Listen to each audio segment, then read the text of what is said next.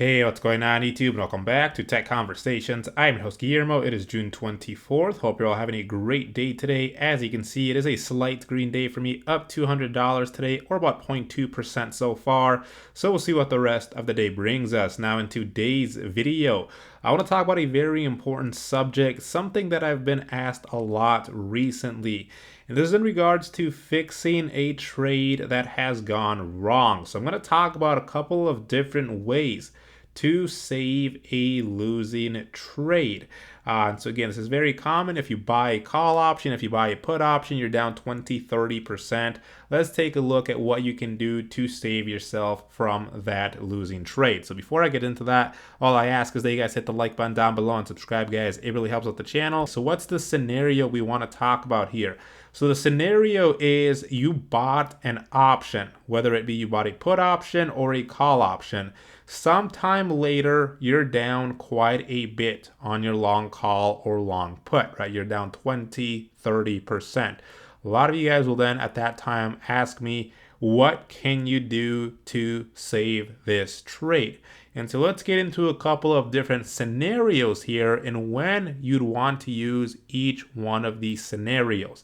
Now, one scenario I'm not going to talk about here, and let me first go over to an example that I'm currently in. So if I go to Carnival, I did buy a call option right before this video just to show you guys an example here and you guys can follow along better. So here's a call I bought, okay, on Carnival, $28 strike. This expires on June 25th. I paid $17. It's now worth $13, so I'm down $4 or 24%, right? From a percentage standpoint, that's a pretty big loss so far. Now, one thing I'm not going to talk about here, but this is something that's very common, a lot of people do, is they like to double down on their long option. So what does doubling down mean? Doubling down means you bought an option, the option has dropped in value, and then once it's cheaper, people will go in and buy another one at a cheaper price to bring down their average cost, right? So ultimately, for me to double down here, what I would do is I would go back here. I bought this call option. I paid $17. Now it's worth $13. Doubling down would mean I'd buy another call here at $13. So now I'm paying $13 for the exact same option. I bought $17 for the first one. So now it brings down my average cost to around $15 or so. So that's basically what doubling down means. In my opinion, that's very risky because ultimately you're just throwing in more capital since you're just buying more and more options. And if the trade ends up going in the opposite direction, you're just going to end up losing actually more money. So that's why I really want to focus on doubling down. But that is something very common that I see. Now, here's the first item on my list. The first thing you can do, a lot of people do this, and I know this sucks, but ultimately, before you enter any trade, you should always have an exit plan, right? Before entering any trade. And so what most people do is that they will set stop losses on their trade. For example, they'll set a stop loss where, if they buy an option and the value drops 20-30%, it'll go ahead and sell it. They're going to cut their losses. And this is very important to always have an exit plan. I know it sucks because you are losing 20-30%, but it's better than losing the entire value of your option, right? I'd rather lose $4 than lose $17. And so, when you first buy an option, keep in mind there are limit orders, there are stop limit orders, and I've talked about these two order types that you can set. So that you don't have to constantly monitor this. But now, for example, here that I'm down almost 25%, one option I do have is to just close out of this trade and cut my losses. Now, since I bought this call option, I bought to open it, I would want to sell to close it. So I want to sell this exact same call option. So I would go in, now I would sell the same call, same strike price, $28 strike, same expiration of June 25th. Right? Or if you're on Robinhood, it does have this nice little widget here that does that for you. So as you can see, sell to close. I would sell this. By selling this, I would get $13 since I paid $17 and I'm only getting $13 back. Again, I would lose $4, which is a 25% return. Again, still better than losing my entire position here, right? 100%. So that's the first item on the list. Again, a lot of people don't like doing that because I know it sucks taking losses, but again, it's better than losing the entire amount that you put into your position. Now let's get into the second scenario here. Now let's say that my issue here is that I do think Carnival is going to go up, but I just don't think it's going to do it by the expiration date of June 25th. So let's say I think that my problem is that this trade just needs more time. Let's say another week. If I had another extra week for my expiration date, I think I'd be profitable because I think Carnival in the next week will go up, 10, 20% or whatever. So then in this scenario, what we want to do is we can go to the options here. What we're going to want to do is we're going to want to roll over this options trade. So how do we roll over an options trade? So we would go into our options. The first thing we're going to do is we're going to close out of the current trade that we're in, just like I talked about in the previous example. So since I bought this call option, to close it, I'd want to sell this exact same call option. So instead of buying, I would go to sell. It's still going to be the call. It's going to have the same expiration date. It's going to be the same strike. And I would sell this exact same call. That's how I close out of a trade.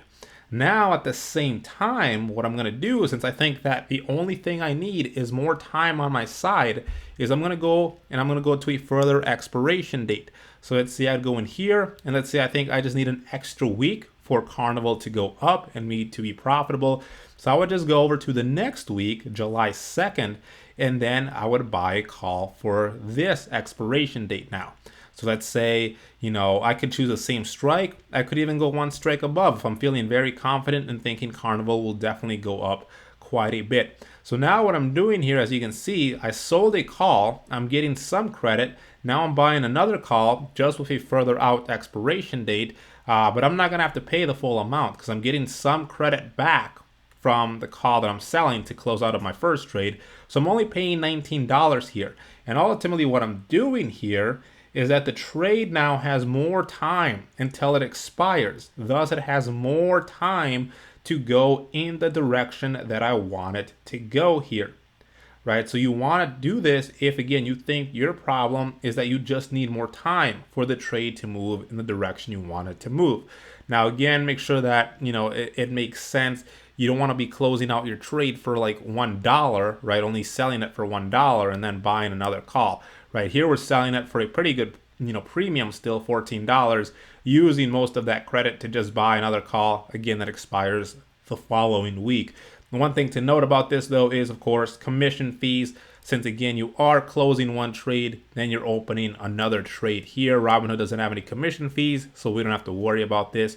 But just keep that in mind, and some brokers that do have, commission fees.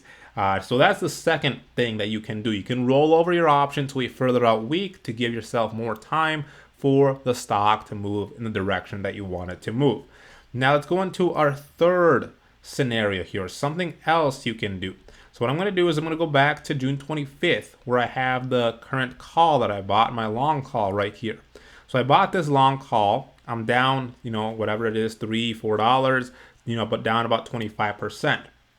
So another way that you can save your trade would be by selling another option that's further out of the money than the current option that you own, but with the same expiration date. So we'd keep the same expiration date of June 25th. I'm going to sell a call, and I'm going to sell a call that's further out of the money than the call that I bought, or that, if it was puts, it'd be, the put that you bought, you'd sell a put. So for example here, I bought this call. Remember, out of the money is where the strike price for calls, where the strike price is higher than the share price. And then in the money is where the strike price is less than the current share price. So these are out of the money. What I want to do here is I want to sell a call that's further out of the money than the call that I bought. So here's the call that I bought. Further out of the money would be these options up here. So I want to sell a call up here. Now let's say I wanted to sell this call. What is this going to do? this is going to give me some premium back. This is going to give me $6 in credit back.